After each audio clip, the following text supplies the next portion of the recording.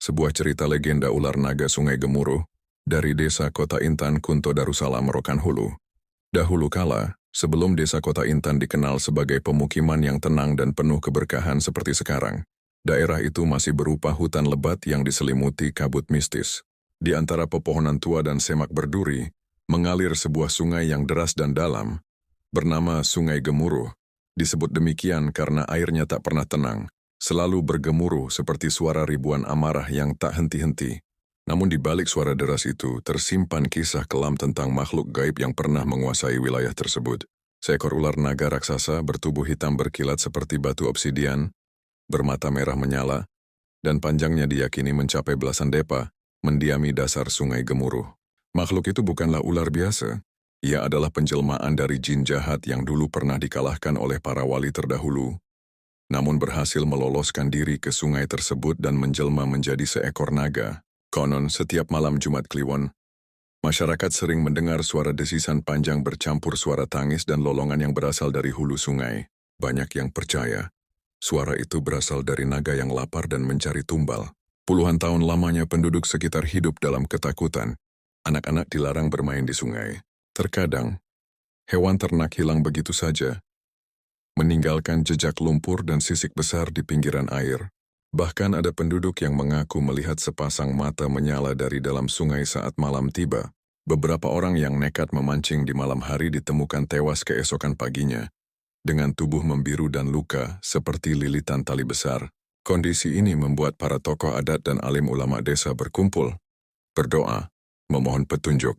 Hingga suatu hari datanglah seorang ulama besar dari Rokan, seorang ahli tasawuf dan jikir yang memiliki karomah luar biasa. Namanya Syekh Muhammad Abdul Qadir, seorang murid dari Tarekat Syatariyah, sekaligus khalifah yang diutus oleh Syekh Abdul Wahab Rokan. Saat mendengar tentang teror naga di Sungai Gemuruh, Syekh Muhammad tak gentar.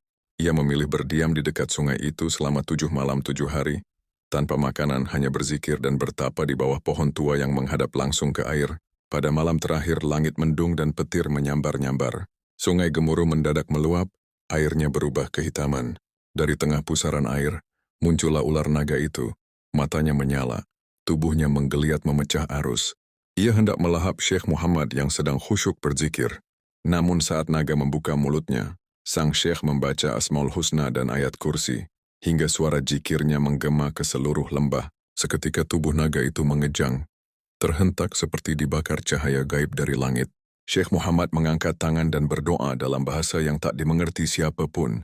Dari tangannya memancar cahaya putih menyilaukan yang melingkari tubuh naga, dan membentuk seperti kurungan gaib dari cahaya. Naga itu meraung, tubuhnya melilit-melilit hingga menciptakan pusaran besar di sungai, lalu terjebak dalam kurungan tak terlihat yang kini dipercaya sebagai batu besar di tengah Sungai Gemuruh.